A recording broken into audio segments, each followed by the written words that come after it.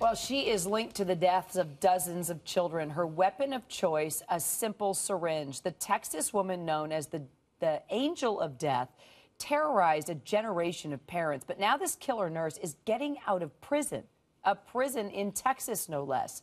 Robert Arnold explains why this serial baby killer is being set free. Losing a child is something that you never get over. You just learn to cope. In 1982, Petty McClellan Weesey took her children to a pediatric clinic in Kerrville. Her son had the flu, but her daughter Chelsea was fine. She didn't have an appointment. She wasn't supposed to be seen that day. The doctor told Weesey her daughter needed immunizations. While Weesey held Chelsea in her arms, the clinic's nurse, Janine Jones, gave the 15-month-old an injection. Chelsea almost immediately had trouble breathing. I said, something's wrong, something's wrong. And she was like, no, she's just mad because she's gotten shot, and she gave her another shot. Chelsea stopped breathing. Doctors in Kerrville resuscitated her and sent Chelsea to a hospital in San Antonio. But in the chaos, Jones slipped into the back of the ambulance and gave Chelsea one last injection.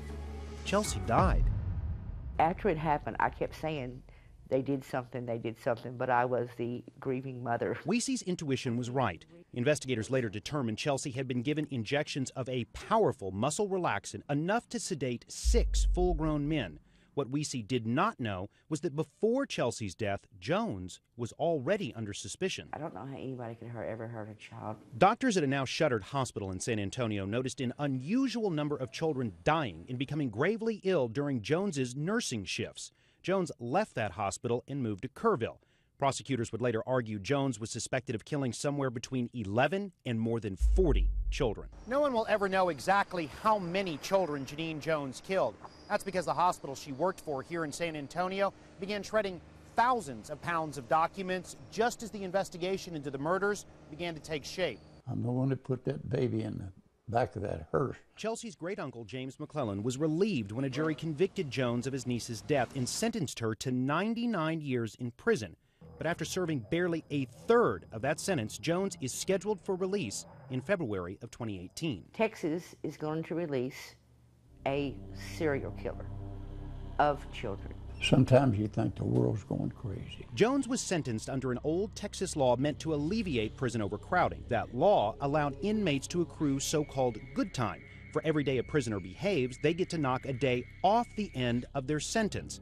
Texas changed this law in the 90s, but the U.S. Supreme Court ruled the state could not apply that change to older cases like Jones's. It's never been over. It has never been over. And now, it's really not going to be over.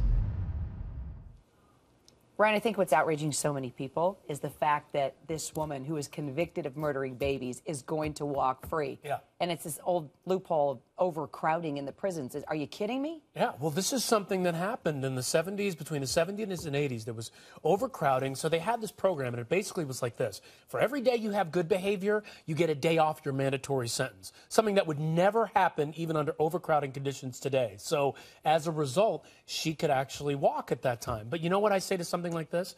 There was suspicion around this case that she may have murdered other babies, that drugs may be involved. There was, the guy mentioned in the piece, that there was shredding of documents. But a lot of times in cases like this, there's one person who knows something.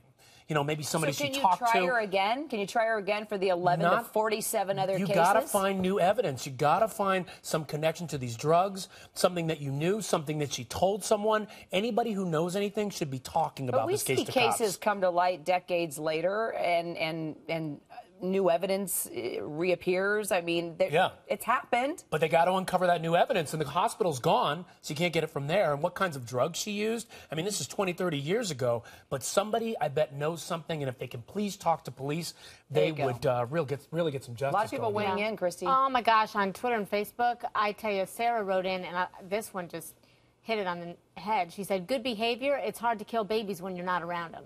First of all, you know, when you figure out what constitutes good behavior. Barbara posted, do we even need to say it out loud? This is the state that loves to execute, and she's going to walk free. Ridiculous. And the last one was really interesting.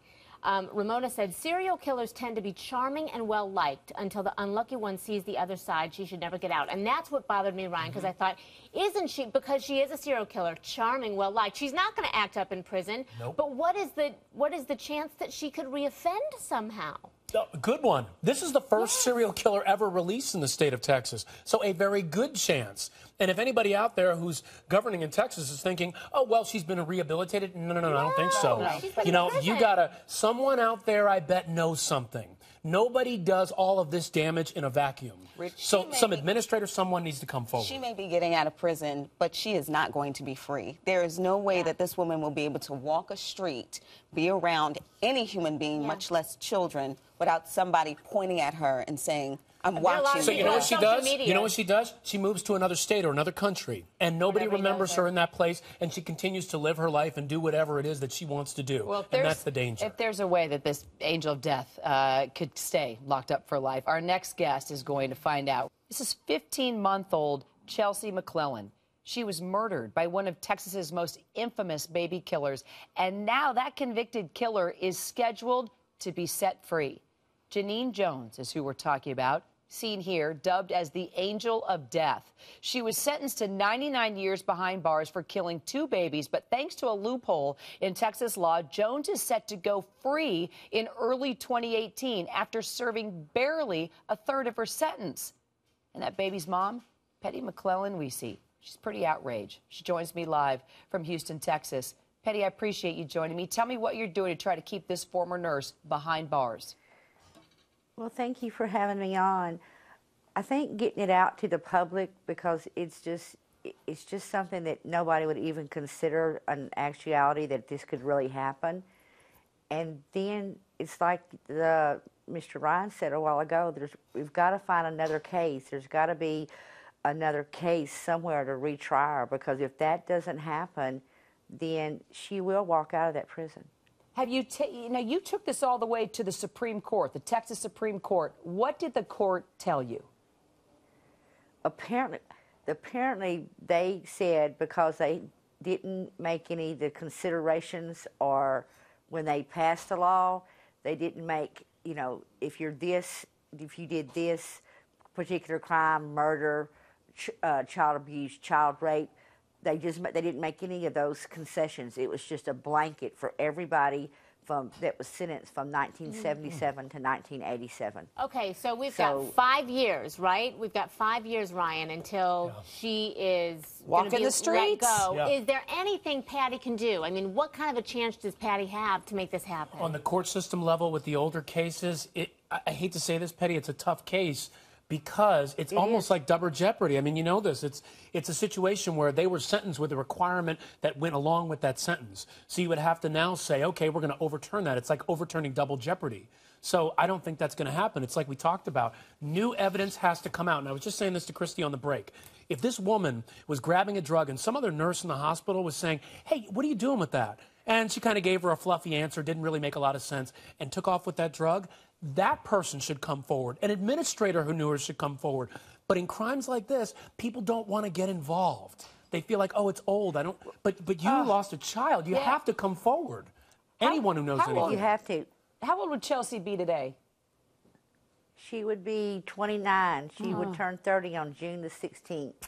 And you probably think about her every single day. And that must be what's just keeping this fight alive for you, to keep this woman behind bars. Well, yes, because I'm with Mr. Ryan. I think that she would absolutely go somewhere and start this all over again. And when y'all are talking about the personality, it absolutely described her to a T. Well, Petty, I promise you. Well, we're gonna stay on this story because it's outraged a lot of parents, and I can't even imagine how it makes you feel hearing that this woman could walk on the streets. We're gonna stay in touch with you and follow this case all the way. Thank you very much. I appreciate it. It's our pleasure, Petty. Thank you.